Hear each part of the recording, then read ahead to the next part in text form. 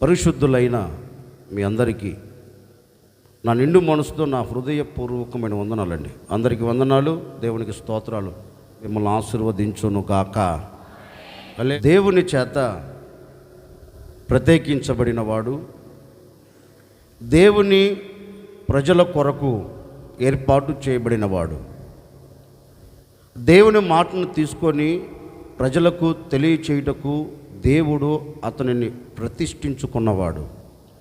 తల్లి గర్భంలో పిండోత్పత్తి కాక మునిపే దేవుడు తనను ఏర్పాటు చేసుకొని ఆయన చిత్త ప్రకారం, ఆయన ఆలోచన ప్రకారం తన ప్రజల మీద ప్రవక్తగా అతనిని నియమించాడు. ఈ ప్రవక్తకు ఒక పేరు పెట్టబడింది, మనందరికీ పరిచయమైన వ్యక్తే. ఏం పేరు పెట్టారు అంటే కన్నీటి ప్రవక్త. ఎవరైనా అతడు ఎప్పుడు దేవుని సన్నిధిలో ఉన్నా అతనికి ఒక అలవాటు, ప్రతి దాని నిమిత్తం ఏదో సరదాగా ప్రార్థన చేద్దాం, ఏదో తెలిసింది వెళ్ళి మొరపెడదాం అనే అనుకునే వ్యక్తి కాదండి. ఆ ప్రవక్త ఎలాంటి వాడు అంటే ఏది తెలిసినా ఏది విన్నా, తన దగ్గరికి ఏ వార్త వచ్చినా దానిని చేత పట్టుకొని దేవుని సన్నిధిలోనికి వెళ్ళి కన్నీరు కార్చుచు ప్రజల నిమిత్తం మొరపెట్టగలిగిన ఒక ప్రవక్త. ఆ ప్రవక్త చాలా ఇబ్బందుల మధ్యలో కూరుకుపోయాడండి. చాలా కష్టాల మధ్యలో నిలబడిపోయాడు. విడిపించేవాడు లేడు, తప్పించేవాడు లేడు. మేలు చేయవలసిన వారే కీడు చేయుటకు పూనుకున్నారు. మేలు చేయవలసిన వారే మేలు చేయకుండా ఇతని పతనాన్ని కోరుకుంటున్నారు. అలాంటి పరిస్థితులలో ఈ దైవజనుడు లేక ఈ కన్నీటి ప్రవక్త నిలిచిపోయాడండి. ఈ ప్రవక్త ఒకరోజు దేవుని దగ్గరికి వచ్చి ఓ చిన్న ప్రార్థన చేస్తున్నారు. అయ్యా, నా పరిస్థితి ఏంటో మీకు తెలుసు కదా, నేను ఎలా పట్టబడ్డానో, ఎలా బంధించబడిపోయానో, నా పరిస్థితి ఎలాంటి పరిస్థితుల మధ్యలో నేను కూరుకొని పోయానో నీకు తెలుసు కదా. అందుకని ఒకసారి నీవు నా వైపు తిరిగితే నేను పడి ఉన్న చోట నుంచి బయటకు వస్తాను. నన్ను విడిపించగలిగిన వాడివి నీవే, నాకు మేలు చేయగలిగిన వాడివి నీవే. ఈ పరిస్థితులలో నుంచి ఎలాంటి ఆపదలు నా ఎదుట నిలబడకుండా ఆపదల మధ్యలో నుండి నన్ను తప్పించగలిగిన వాడివి నీవే అని ఈ కన్నీటి ప్రవక్త దేవుని సన్నిధిలో చేరి ఓ చిన్న ప్రార్థన చేస్తున్నాడండి. ఆ ప్రార్థన వినిన దేవుడు అతనితో ఒక వాగ్దానపూరితమైన మాట చెబుతున్నాడు. అతనితోనే మాత్రమే, పక్కన వాళ్ళతో కాదు. ఆ మాట అతనికి వర్తించున్నట్లు, ఆ మాట చేత అతడు ధైర్యపరచబడినట్లు దేవుడు అతని స్థితిని చూచి అతనితో మాట ఇస్తున్నాడు. ఓ ఇర్మియా, 4 గోడల మధ్య బంధించబడిపోయాను అని, నా అనుకున్న వారే నాకు కీడు చేస్తున్నారని, నా అనుకున్న వారే నన్ను పాతాళంలోనికి త్రొక్కి వేయాలని కంకణము కట్టుకున్నారని నీవు అధైర్యపడవలసిన అక్కరలేదు. నీవు జడియవలసిన అవసరం లేదు. ఎందుకంటే నేను నీతో మాట ఇస్తున్నాను.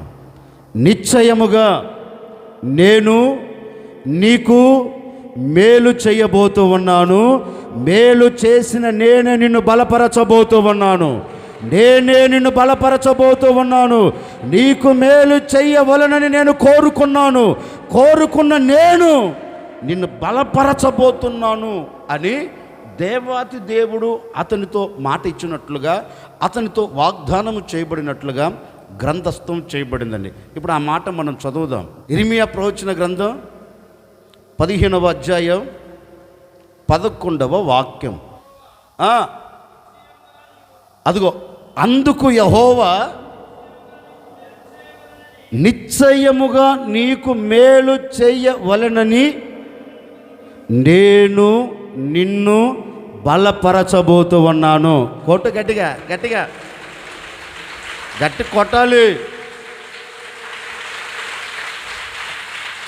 ఇక తలెత్తి నన్ను చూడండి. నీకు మేలు చేయవలెనని, నీకు మేలు చేయవలెనని నేను నిన్ను బలపరుచుచున్నాను. ఈ ఇర్మీయాతో ఒక శ్రేష్టమైన వాగ్దానం దేవుడు చేస్తున్నాడు. ఇర్మీయా, మేలు చేయగలిగిన వాడు ఎవడు లేడని బాధపడుతున్నావు కదా, మేలు చేయగలిగిన వాడు ఎవడు నీ ఎదుట నిలబడలేదని కృంగిపోతున్నావు కదా, ఈ పరిస్థితిలో నాకు ఎవడు మేలు చేస్తాడు అని నువ్వు అధైర్యపరచబడుతున్నావు కదా.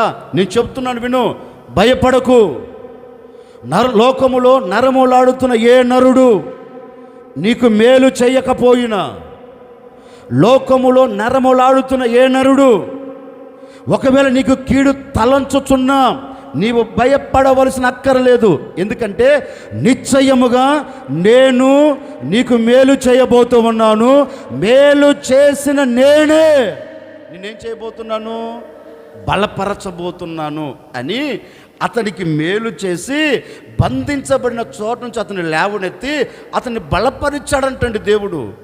ఇర్మీయా బంధించబడినట్లుగా నీవు ఎక్కడ బంధించబడ్డావో తెలియదు, ఏ గోడల మధ్య నిలిచిండిపోయావో నాకు తెలియదు. 8 మాసాలు ఎలాంటి పరిస్థితుల మధ్యలో నీవు గొప్పగా కోల్చబడి ఇక మేలు జరగదు, ఇక మేలు చూడలేను, ఇక మేలు అనే మాట నా జీవితంలో కంటికి కనపడదు, నా బ్రతుకు ఇంతే అని ఒకవేళ ఇదిగో ఈ క్షణం వరకు నిస్సాయ స్థితిలో పడిపోయి ఉన్నావేమో నాకు తెలియదండి. విశ్వసించండి, దేవుడు మీతో చెప్తున్నాడు, విశ్వసించండి. దేవుడు మీతో మాట ఇస్తున్నాడు, విశ్వసించండి. ప్రతి ఒక్కరితో చెబుతూ ఉన్నారు, మేలు జరగని ప్రతి ఒక్కరితో చెబుతూ ఉన్నారు, మేలు చూడని ప్రతి ఒక్కరితో ప్రభు మాట ఇస్తున్నాడు, మేలు అనుభవించ కీడును చూస్తున్న ప్రతి ఒక్కరితో నా ప్రభు మాట ఇస్తున్నాడు. నా ప్రభు మీ కుటుంబాల పట్ల మేలు చేయబోతూ ఉన్నాడు, మేలు చేయబోతూ ఉన్నారు, మేలు చేయబోతూ ఉన్నాడు. మేలు చేసి మిమ్మల్ని బలపరచబోతూ ఉన్నాడు, మిమ్మల్ని బలపరచబోతూ ఉన్నాడు. నీ వ్యక్తిగత జీవితమునకు మేలు చేయబోతూ ఉన్నాడు, నీ పిల్లలకు మేలు చేయబోతూ ఉన్నాడు, నీ చేతి పనికి మేలు చేయబోతూ ఉన్నాడు, నీ వ్యాపారమునకు మేలు చేయబోతూ ఉన్నాడు. నీ కుటుంబంలో ప్రతి ఒక్కరికి మేలే మేలే మేలే మేలే జరగబోతూ ఉంది, మేలే జరగబోతూ ఉంది. ఇప్పుడే నా దేవుడు నీ కుటుంబం పట్ల ప్రారంభించాడు. నీవు మేలు చూచెదవుగాక, మేలు చూచెదవుగాక. ఈ దినము నుండి నీ కుటుంబము మేలు చూచున్నట్లుగా నా దేవుడు నీ కుటుంబాన్ని బలపరచబోతూ ఉన్నాడు. నీవు మేలు చూచున్నట్లుగా నా దేవుడు నిన్ను బలపరచబోతూ ఉన్నాడు. నీవు మేలు చూచున్నట్లుగా నా దేవుడు నిన్ను బలపరచి నీ ఎదుట మేలును నిలబెట్టబోతూ ఉన్నారు.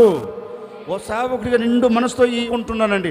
నా ప్రభు అయిన యేసు క్రీస్తు మీ కుటుంబాల పట్ల మీకు మేలు మాత్రమే జరిగించునుగాక, మిమ్మల్ని అందరినీ కీడులోంచి తప్పించునుగాక. అందుకే ప్రభు అంటారు, మేలు చేయుటకు నేను మీ యొద్దకు దిగి వచ్చాను, మేలు చేసి మిమ్మల్ని ఎలా ఉంచుటకు. అంటే మేలు జరగక బలహీనులైపోయారేమో. జనవరి 1వ తేదీ నుండి మేలు జరగక ఇదిగో ఇప్పుడు జరుగుతుందిలే, రేపు జరుగుతుందిలే, ఎల్లుండి జరుగుతుందిలే అనే ఆలోచనలతో జరగక ఒకవేళ నిస్సాయ స్థితిలో బలహీనురాలవై ఒకవేళ ఈ దేవుని సందేశం మీరు వింటున్నారో నాకు తెలియదండి. నిశ్చయముగా చెప్తున్నారు, బలహీనపరచబడిన మిమ్మల్ని నా దేవుడు బలపరచి మీ కుటుంబాల పట్ల మేలును మాత్రమే జరిగించబోతూ ఉన్నాడు. దైవజనుడా, ఈ దినము నుండి నీకు మేలు చేయవలెనని నేను నిన్ను బలపరుచుచున్నాను అన్నాడు. ఒకరోజు వాగ్దానము చేయబడిన దేశములోనికి ప్రజలు వచ్చారు. దేవుడు చెప్పాడు, ఏ రోజైతే నా ఆజ్ఞను తిరస్కరిస్తారో ఆ రోజు మిమ్మల్ని శత్రువుల చేతికి అప్పగిస్తానని చెప్పాడు. ఆజ్ఞ మీరనంత వరకు ఆశీర్వాదకరంగా ఉండినట్లుగా లేఖనం చెబుతుంది. ఆజ్ఞను త్రోసి పుచ్చకపోయినంత వరకు ఇశ్రాయేలు దీవెనకరంగా ఉండినట్లుగా చరిత్ర చెబుతుంది. ఒకరోజు దేవుని ఆజ్ఞను తిరస్కరించారు, అంతా రివర్స్ అయిపోయింది. పైన వారు కిందకు వచ్చారు, కింద ఉన్నవారు పైకి పోయారు. మన భాషలో చెప్పాలంటే మొదటి వారు కడపటి వారు అయ్యారు. కడపటి వారు ఏంటండి, ఇశ్రాయేలు పరిస్థితి ఏ విధమైపోయిందంటే ఒకప్పుడు ఉన్నత స్థితి, ఎప్పుడైతే ఆజ్ఞను మీరారో ఇప్పుడు హీన స్థితి, ఇప్పుడు శత్రువులు ఉన్నతమైన స్థితిలో నిలబడ్డారు. లేఖనమంటుంది చెట్టుకొకడు పుట్టకొకడుగా మారిపోయాడు. కొందరు వాగుల్లో, వంకల్లో, గుహల్లో, చెట్ల పొదల్లో, సందుల్లో ఎక్కడ కనపడని మరుగుంటే అక్కడ దాక్కున్నారండి. ఎవరు? భయం వారిని వెంటాడుతుంది. భయము వారిని వెంటాడుతుంది. ప్రాణాన్ని గుప్పెట్లో పెట్టుకొని చల్లా చెదురైపోయారు. ఆ సందర్భంలో ఒక వ్యక్తి బలహీనుడిగా మారి, ఒక వ్యక్తి బలహీనమైన స్థితిలో నిలబడి ఆ వ్యక్తి తనకు తానే దూషించుకుంటున్నాడండి. తనకు తానే బలహీనపరచబడ్డారు. ఏం మేలు జరిగిందంట దేవుని నమ్ముకుంటే? అతని నోట వచ్చే మాట అండి, దేవుడే కానీ మా పక్షమున ఉంటే ఎందుకు మేలు జరగదు? దేవుడే కానీ మా పక్షమున ఉంటే ఎందుకు అద్భుతం చూడము? ఆ రోజు ఐగుప్తులు అద్భుతాలు చేశాడు కదా, మరి ఇప్పుడు ఎందుకు చేయట్లేదు? ఆ రోజు ఉన్న దేవుడే కదా ఈరోజు కూడా ఉండేది. ఆ రోజు ఆరాధించిన దేవుణ్ణే కదా ఈరోజు మేము ఆరాధించేది, ఎందుకు జరగట్లేదు అని తనకు తానే దూషించుకుంటున్నాడు. తనకు తానే ఎందుక ఈ బ్రతుకు, మేలు జరగట్లేదు, ఇక చావటం మంచిది. ఆ రోజు ఈ రోజు వరకు ఏం మేలు జరిగిందని వాక్యం వింటున్నాను, వాక్యం చదువుతున్నాను, సేవకులు నోట మాట వస్తుంది, అయినప్పటికీ మేలు చెప్పండి, మేలు జరగట్లేదు. ఏందా ఈ పరిస్థితి అని గొప్పగా కోల్చబడి ఒక చోట దొంగతనము చేయుటకు పూనుకున్నాడండి. దొంగతనం చేయుటకు పూనుకున్నాడు.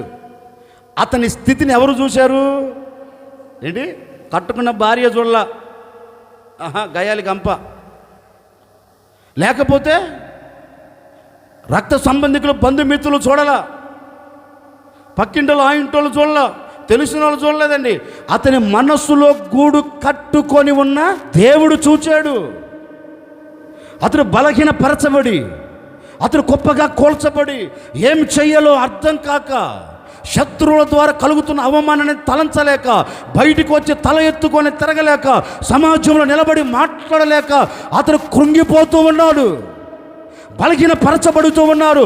అతని స్థితిని దేవాతి దేవుడు చూచి అతను ఎద్దకు దిగివచ్చి అతనుతో అంటున్నాడు, బలహీనపరచబడుతున్న సహోదరుడా, బలహీనపరచబడుతూ గొప్పగా కోల్చబడిన సహోదరి, దేవుడు ప్రత్యక్షమై అతనితో మాట్లాడుతూ ఉన్నాడు. ఎందుకు నీవు బలహీనుడవయ్యావు? ఎందుకో ఈ బలహీనమైన స్థితి అని అడిగితే అతగాడు అంటాడండి, ఏముందిలేండి, బ్రతకలేక, సచ్చి బ్రతకలేక, బ్రతికి చావలేక, రెండింటి మధ్యలో ప్రాణం కొట్టుమిట్టులాడుతుంది. ఎటు వెళ్ళాలో అర్థం కాక అంధకారంలో నేను కూర్చొని ఉన్నాను. ఇక ఏం చేద్దాం? కట్టుకున్న భార్యను, కట్టుకున్న పిల్లలను పోషించలేక నిస్సహాయ స్థితి, బంధువుల మధ్య తల ఎత్తుకోలేక నిస్సహాయ స్థితి. ఎవడు నన్ను పట్టించుకోవట్లేదయ్యా అంటే దేవాది దేవుడు ఒకే ఒక మాట అంటున్నాడు, తమ్ముడా, ఎందుకు బలహీనపరచబడుతావు? నా మాట విను, లే, ఇక్కడ కూర్చుంటే లాభం లేదు. నేను మాట ఇస్తున్నాను, నీ ద్వారా ఇశ్రాయేలీయులకు మేలు చేయబోతూ ఉన్నాను. నీ ద్వారా ఇశ్రాయేలు మధ్య అద్భుతాలు మరలా కనపరచబోతూ ఉన్నాను. నీ ద్వారా ఈ ప్రజలు నేను చేసే కార్యమును చూడబోతూ ఉన్నారు. లే అన్నాడు. ఏందయ్యా లేసేది? ఏంది లేసేది? గుండె ఎర్రడికి జారిపోయింది, బక్క చిక్కిపోయిన బలమంతా పోయింది, ఏం చేయాలి అంటే దేవుడు అంటారు, లేఖనం రాయబడింది, యెహోవా అతని తట్టు తిరిగి, యెహోవా అతని తట్టు తిరిగి, బలహీనపరచబడిన వాడి తట్టు తిరిగి దేవుడు మాట ఇస్తున్నాడు, పరాక్రమము కలిగిన బలాఢ్యుడా, ఓ గిద్యోను, నీవు బలహీనుడవు కాదు, ధైర్యము తెచ్చుకో. నీవు ధైర్యము తెచ్చుకొని బలమును పొందుకొని నీవు లేచి అడుగు ముందుకు వే.